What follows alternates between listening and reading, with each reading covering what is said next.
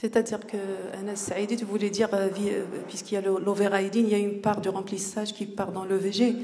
Mais là, ça dépend aussi des compliances, étant donné que le ventricule droit est plus compliant que le ventricule gauche. Visiblement, ça va plus partir facilement vers le VD que le VG. Mais il y a effectivement ce petit point-là. Alors là, donc je vais partager avec vous la première observation. Je vais partager avec vous un cas qui vient à la séance d'écho. Normalement, une séance d'écho normale, comment ça se fait? Donc là, je vais vous présenter l'observation de l'enfant Soufiane, âgé de 9 ans, et troisième d'une fratrie de 4, qui habite Kenitra, qui a la couverture du RAMED et qui est sans antécédent particulier, et qui vient chez nous avec une demande habituelle que vous avez sur les bandes radio, pour une demande d'écho, une troisième demande d'écho, parce qu'il avait déjà fait 2 échos auparavant qui étaient tout à fait normales, et qui vient pour un essoufflement à l'effort qui inquiète la maman. En fait, c'est un enfant, cliniquement, on l'a réexaminé, c'est un enfant qui est tout à fait rose, il a une saturation tout à fait correcte, 99% à l'air ambiant, il est eupnéique, eutrophique, et avec un bon état hémodynamique, donc tout est normal. L'examen cardiovasculaire est aussi normal, il n'y a rien. Le reste de l'examen est tout à fait normal. Alors le CG, là aussi, vous voyez que le CG est normal, un rythme régulier sinusal, un axe normal, il n'y a rien. Il n'y a ni hypertrophie, ni rien du tout. Et en conclusion, donc on conclut, c'est un enfant de 9 ans sans antécédent pathologique particulier qui présente un essoufflement à l'effort chez qui l'examen cardiaque et électrique est tout à fait normal. Donc on est dans la normalité totale. Donc, je fais l'écho. Donc, là, vous avez un situs atrioviscéral solitus, une pointe à gauche que je n'ai pas montrée ici, le septum interauriculaire qui est intact. Donc, on fait le tour. La fraction d'éjection est normale. En dehors de ce que vous avez là, un petit photon, donc on a toujours l'habitude de voir assez souvent. Donc, une parasternale tout à fait normale, avec des mesures normales, un VG normal, un VD normal. Donc tout est normal. Donc là, c'est la parasternale droite et on a une petite fuite tricuspide qu'on va exploiter pour montrer que les pressions pulmonaires sont tout à fait normales aussi. La voie pulmonaire est harmonieuse, de bon calibre, avec de belles branches pulmonaires, une fuite pulmonaire peu véloce et un flux pulmonaire normal. Là, c'est les belles branches pulmonaires, il n'y a pas de fenêtre, il n'y a rien du tout. Très très bonne cinétique globale et segmentaire. Une valve mitrale normale. Tout est normal. Donc la 4 cavités, vous voyez qu'il y a les oreillettes, les ventricules, la bande cinétique de ventricule gauche, avec un flux mitral normal. Il n'y a pas de trou. Donc j'ai un peu arrêté d'investir pour les trous dans cette séance. Avec un flux aortique normal. Une cinétique en 2 cavités normale et en 3 cavités normale. La suprasternale, vous avez une aorte libre, descendante, avec un flux normal, et il n'y a pas de canal, il n'y a pas de chaîne du temps. Donc on conclut un examen échodoppler cardiaque normal. Et je vous remercie. Alors là, si vous voulez que je continue dans la normalité, il va bien falloir m'encourager. Donc enfin, on peut conclure facilement un examen échodoppler cardiaque normal. Alors, mais moi, obsédée que je suis, je jette un coup d'air sur quelque chose, mais il ne faut pas l'être. C'est pas bien d'être toujours obsédé. Il faut l'être en fonction des symptômes. J'ai vu quelque chose, j'ai réinterrogé la maman, et en fait, l'essoufflement qu'elle décrit d'effort, c'était plutôt des lipothymies d'effort, avec même tendance syncopale. Alors là, ça m'a confortée dans ma vision initiale, et voilà ce que je vous allez voir. Qu'est-ce que vous voyez ? Vous voyez, ça c'est l'orifice aortique, et vous voyez une coronaire ici, qui a l'air d'être une coronaire gauche, d'accord, qui naît d'un sinus droit. Ok. Donc on va suivre cette coronaire. Il faut bien la suivre parce qu'une anomalie de naissance n'est pas forcément une mauvaise chose. Voilà, vous la voyez. Quand on voit, donc on t'indique un petit peu, on voit qu'il y a 2 coronaires, une qui part à droite et une qui part à gauche. Vous les voyez ? La coronaire gauche et la coronaire droite. Donc il y a très probablement une naissance commune des 2 ostia coronaires, des 2 coronaires droite et gauche. Voilà sur une image figée la coronaire gauche et la coronaire droite.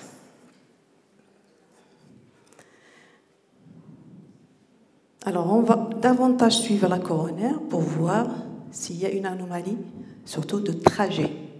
Il y a une anomalie de naissance, certes, mais on va voir, regarder sur une coupe qui ressemble à ce qu'on voit d'habitude sur les transports des gros vaisseaux, où je mets, mais là c'est un cœur normal avec un situs artériel solitus, mais moi j'arrive généralement à faire les deux vaisseaux en rond. Et là, vous avez l'artère pulmonaire qui est antéro-gauche et l'aorte qui est postéro-droite. Et vous voyez, cette artère coronaire, elle est là? Vous la voyez?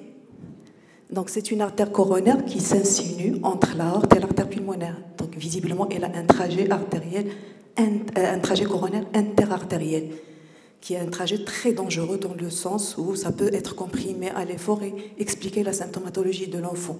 C'est ce qu'on appelle, c'est une artère tueuse, tout simplement, avec un risque énorme de mort subite. Voilà en image figée. Voilà l'artère coronaire qui est prise en sandwich entre l'artère pulmonaire d'un part et l'aorte de l'autre côté. Voilà. Donc, finalement, la conclusion finale de notre échographie, c'était forte suspicion d'anomalie de naissance du tronc coronaire gauche à partir du sinus droit avec trajet coronaire interartériel entre l'aorte et l'artère pulmonaire. Et on a demandé à compléter par une autre technique d'imagerie, notamment Koroscan, vu l'impact de la prise en charge thérapeutique qui va être chirurgicale. Hein? Alors voilà l'angioscan et le Koroscan qui confirme notre sentiment échographique. Voilà l'aorte avec la coronaire droite qui naît du même sinus que la coronaire gauche qui va partir entre les deux vaisseaux. Ça, c'est l'artère pulmonaire et ça, c'est l'aorte. Donc, ça confirme l'anomalie de naissance et du trajet de la coronaire et qui est confirmée là avec la naissance commune et l'artère qui passe entre les vaisseaux. Là, c'est une artère très dangereuse, tueuse, avec un énorme risque de mort subite. Il faut l'opérer pour réimplanter cette coronaire dans le bon sinus. Et là, puisque ce sont des ateliers qui sont dédiés en partie aux résidents, moi, j'ai préféré faire, c'est-à-dire participer une résidente, le docteur Emlel Sakina, qui va vous parler sur le côté pratique de ces anomalies. Donc, je vous présente docteur Amine Emlel, qui est une brillante cardiologue et qui est très intelligente, qui me fait d'emblée peur parce que, visiblement, elle va rapidement me dépasser.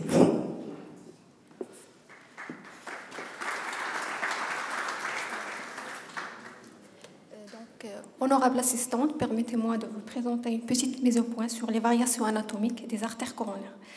Donc, les variations anatomiques des artères coronaires, elles surviennent avec une fréquence de 0,3 à 1,5% de la population générale selon les données coronarographiques et de 0,3% selon les séries autopsiques.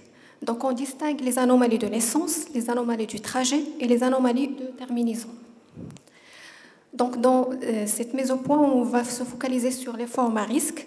Ce sont les malformations dites à risque, représentent 19% des anomalies de naissance des artères coronaires avec un risque de mort subite. Ce groupe, il correspond aux artères ayant un trajet aberrant entre le tronc de l'artère pulmonaire et l'aorte. C'est un trajet coronaire interartériel.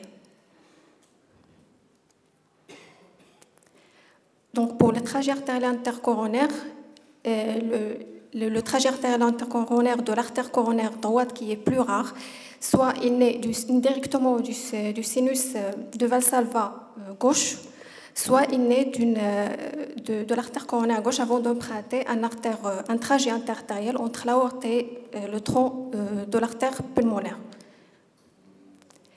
Les anomalies du trajet de la coronaire gauche, soit il naît le tronc commun est né du sinus coronaire droit et l'emprunte un trajet entre l'aorte et l'artère pulmonaire pour donner une vie avec une CX qui naît du sinus coronaire gauche.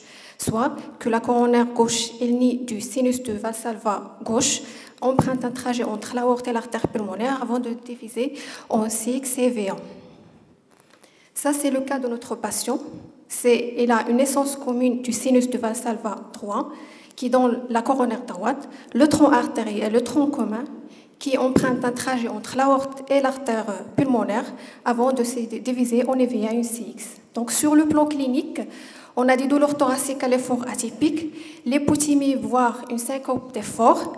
En général, l'échocardiographie est normale, Mais des cas de mort subite peuvent également survenir à l'effort chez les sujets jeunes.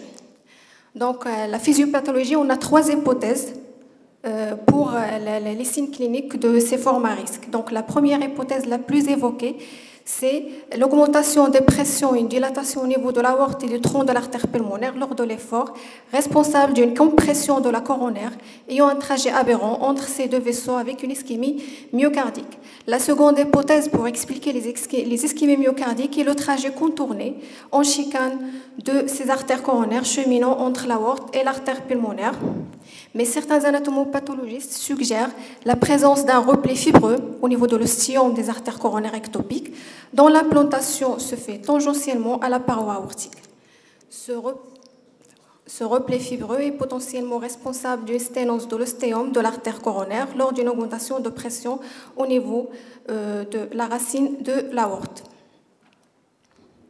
Donc, le pronostic de ces anomalies de naissance maligne est bon si le traitement chirurgical qui consiste à un pontage coronarien ou à une réimplantation au-dessus des sinus coronaires appropriés est réalisé précocement. Mais malheureusement, il n'y a pas de consensus de la stratégie à adopter devant la découverte fortuite de ces anomalies chez les patients asymptomatiques. Merci pour votre attention.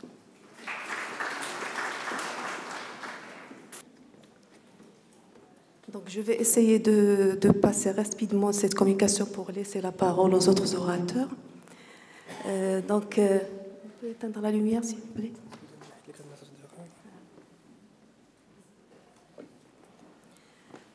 Donc là aussi, c'est un enfant qu'on vient de voir la semaine dernière avec Sakina et au service. C'est une enfant, petite fille de 5 ans, 3e d'une fratrie de 3, qui est scolarisée et mutualiste, qui n'a pas d'antécédents particuliers notables, et dans l'histoire clinique remonte à peu près à l'âge de 6 mois, où l'enfant il avait ressenti des palpitations avec l'hypothymie, et ce qui a nécessité son hospitalisation, où on a sur un petit papier notion de TSV, tachycardie supraventriculaire mal tolérée, avec état de choc.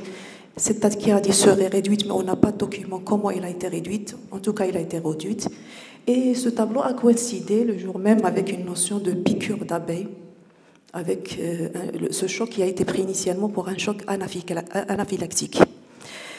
Alors, lors de l'hospitalisation, on découvre un souffle cardiaque, et donc il a été adressé à l'époque en consultation de cardiologie, où le diagnostic de canal artériel persistant a été retenu. Il a été adressé par la suite pour fermeture percutanée, sauf que cette fermeture n'a jamais été faite, puisque le patient n'a pas pu payer la différence de la mutuelle, et donc elle a été perdue de vue depuis cette date.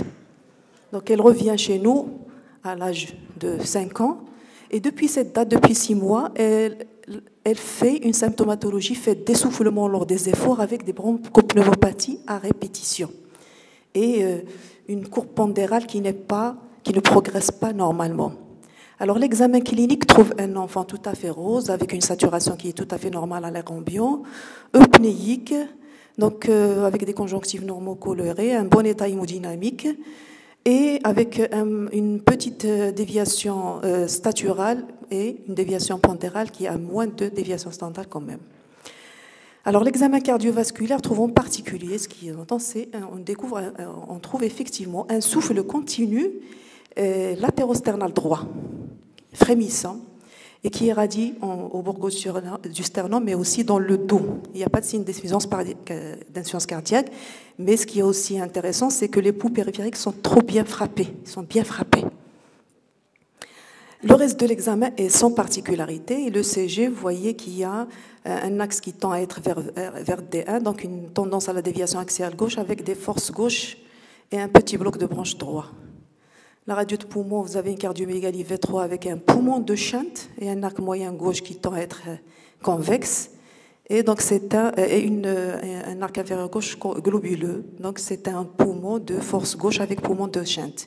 Donc en conclusion, on conclut à une enfant de 5 ans sans antécédents notables, ayant fait un épisode de TSV mal toléré à l'âge de 6 mois, qui depuis cette date présente une symptomatologie de shunt gauche-droite avec à l'examen clinique un souffle continu latérosternal droit et des pouls bien frappé, très évocateur d'un shunt artériel quelque part. Alors là, vous voyez, vous avez des cavités gauches très confortables, une oreillette gauche et un ventricule gauche dilaté. Vous voyez aussi l'aorte qui est confortable, ce qui va avec le shunt artériel. On est rassuré jusqu'à présent. Et en couleur, vous avez une petite fuite aortique. Donc là, les mesures, le ventricule gauche est dilaté de bonne fonction systolique et l'aorte mesure 35 mm au niveau des sinus de Valsalva. Bonne cinétique. Et là, on est parti chercher le canal, puisque cette fille, elle est venue avec une histoire de canal. En haut, on ne voit pas de canal en bidimensionnel. L'image de couleur, je suis désolée, n'est pas là, mais il n'y a pas de canal, ni en bidimensionnel, ni en couleur, mais on a quand même en bas un flux continu. On a un flux continu de canal. Là, quand on va un petit peu regarder la coronaire droite, vous la voyez? Vous voyez la coronaire droite? Versus coronaire gauche, la coronaire gauche qui est toute petite, de calibre normal, on a la coronaire gauche qui est très dilatée. Avec, donc, regardez, ce n'est pas uniquement la coronaire qui est dilatée, mais le sinus de Valsalva antéro-droit qui est franchement déformé, avec sa coronaire droite dilatée. Et vous voyez là, sur cette image-là, la coronaire droite, là c'est le ventricule gauche, là c'est une coupe sous-costale OAG, oblique antérieure gauche. Vous avez le VG vers l'aorte, le ventricule droit, vous voyez qu'à l'intérieur du ventricule droit, c'est-à-dire le ventricule droit est comprimé par une sorte de masse extérieure. Et là, vous avez la coronaire droite et en couleur, il y a une sorte de communication entre le sinus de Valsalva antéro-droit déformé avec sa coronaire droite dilatée et cette poche avec au Doppler continu, un flux continu là. Quand on part en 4 cavités, on retrouve cette masse latéro-ventriculaire droite. On va la suivre, cette masse, on va la suivre. Donc on fait sortir l'aorte. Et déjà, donc, vous voyez qu'il y a cette poche, elle se remplit via quelque chose ici. On fait encore sortir l'aorte et vous voyez ici, l'aorte, il y a un trajet fistulaire vers cette poche. Vous le voyez? Comme ça. Et à la couleur, ça part dans ce sens et cette poche est remplie. Donc, finalement, et on a le flux continu. Regardez là, l'aorte, le trajet fistulaire vers la poche.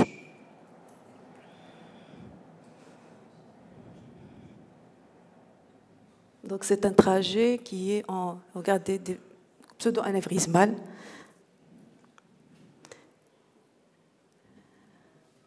Donc on a conclu.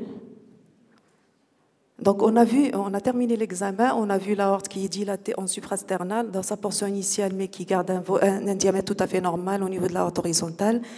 Au niveau de l'aorte descendante, vous voyez qu'on a visiblement et de façon très claire un effet Doppler télédiastolique, un reflux diastolique très très important qui témoigne d'un shunt artériel avec un effet Doppler télédiastolique à 0,28.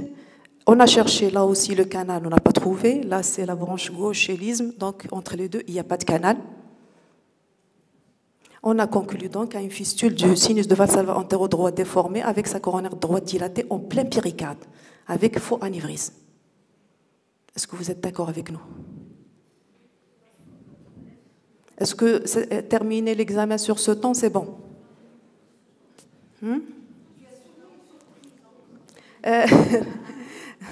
C'est-à-dire que Sakina qui est avec moi, elle a fait la réflexion, il m'a dit, madame, mais il y a cette poche qui est en plein péricarde, elle se remplit, on a des signes périphériques qui a un shunt artériel, mais ça part où? Ça part où? Parce que le péricarde ne peut pas recevoir d'une façon continue, soit qu'il est rompu, il a une mort subite, soit que ça part quelque part. J'ai dit, oui, Sakina, tu as raison, on va chercher où est-ce que ça part. Alors là, regardez, vous voyez il y a un trou ici, vous le voyez le trou? Voilà, on va voir où est-ce que ça part. Et regardez, moi je suis partie vers l'infundibulum pulmonaire, ça c'est la poche anévrismale, le trou il est là, et vous voyez, donc la poche il reçoit de l'aorte et elle éjecte dans l'infundibulum pulmonaire vers l'artère pulmonaire. Donc c'est un faux anévrisme circulant. Maintenant on a compris, on est à l'aise. Voilà, vers l'artère pulmonaire, ça explique pourquoi la maladie fait une symptomatologie de shunt gauche-droite, pourquoi l'artère pulmonaire est dilatée, pourquoi le ventricule gauche est dilaté. Ça explique le shunt artériel, mais qui n'est pas à l'étage ductal, mais à l'étage de l'aorte proximale. Donc la conclusion finale, c'était fistule du sinus de Valsalva antéro-droit déformé avec sa coronaire droite dilatée en plein péricarde avec faux anévrisme circulant, qui communique avec l'infundibulum pulmonaire avec hyperdébit pulmonaire et dilatation des cavités gauches. Donc on n'a pas eu le temps de compléter par un angioscan. C'est une malade qu'il faut donner au chirurgien le plus tôt possible parce qu'il y a un risque de rupture de ce faux anévrisme avec mort subite. Je ne sais pas, est-ce qu'on aura le temps de donner le rappel anatomique à Sakina tu peux passer rapidement?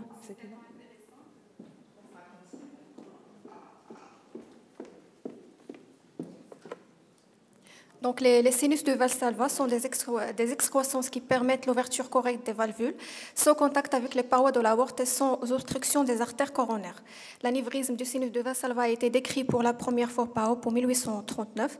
Une étude sur 8138 autopsies effectuées par Smith a objectivé 0,09% des cas avaient un anévrisme du sinus de Valsalva. Donc l'anévrisme du sinus de Valsalva, il peut être soit congénital par une discontinuité entre la média et l'anneau fibro-aortique ou secondaire à une atteinte du tissu conjonctif, comme c'est le cas de la maladie de Marfan. Il peut être acquis, soit post-traumatique, endocardite, syphilis et la maladie de Besset.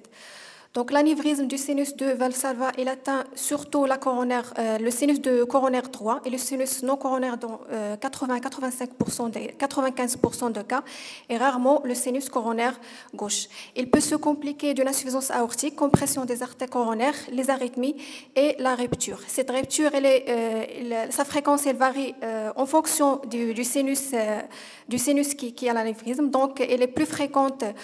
La rupture est plus fréquente quand l'anévrisme du sinus de Valsalva est droit, avec 42% des anévrismes du sinus de Valsalva non coronaire et moins fréquente quand l'anévrisme du Valsalva est du côté gauche. Donc l'anévrisme du sinus de Valsalva, ils seront plus fréquemment dans le ventricule droit, l'oreillette droite, et rarement dans l'oreillette gauche et le ventricule gauche, et exceptionnellement dans le péricarde, que c'est le cas de notre patiente. Donc, sur le plan clinique, un anévrisme du sinus de Valsalva non rompu est généralement asymptomatique. Quand il est rompu, il peut donner une dyspnée, douleur thoracique, une toux ou une tachycardie. À l'auscultation, on trouve l'insuffle continu qui est en général latérosternal gauche si l'anévrisme du sinus de Valsalva est rompu dans le VT et les du côté droit s'ils seront dans l'OT. Le principal diagnostic différentiel, c'est la persistance du canal artériel.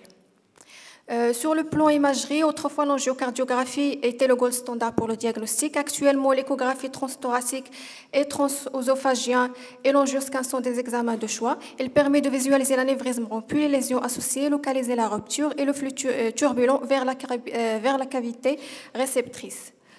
Donc, le traitement en cas d'anévrisme du sinus de Valsalva rompu, c'est la chirurgie. Mais malheureusement, il n'y a pas de consensus pour les anévrismes de Valsalva non rompus en raison de la rareté de cette pathologie et la rareté des essais cliniques. Mais certains auteurs, ils suggèrent la chirurgie si on a un anévrisme de Valsalva non rompu, compliqué de troubles de rythme, de conduction, obstruction des ostéas coronaires ou l'obstruction des cavités cardiaques. Donc, la chirurgie, elle consiste à une résection, une fermeture du sinus. Actuellement, on a une fermeture percutanée. Elle permet, outre le diagnostic positif, l'évaluation du chien et l'étude du lait vasculaire pulmonaire. Cette fermeture elle se fait chez des patients sélectionnés. Elle permet d'éviter les comorbidités liées à la sternotomie et la circulation extracorporelle. Ici, c'est un article que j'ai trouvé qui parle des propriétés thérapeutiques de la piqûre d'abeille et ces auteurs ils ont observé que certains rats qui ont été piqués par les abeilles ont développé des anévrismes aortiques. En fait, ça reste une hypothèse, mais ils ont mis ça sur une substance qui s'appelle la méthyline, la méthyline qui contient ce venin d'abeille qui peut provoquer une apoptose des cellules musculaires des parois aortiques. Je vous remercie pour votre attention.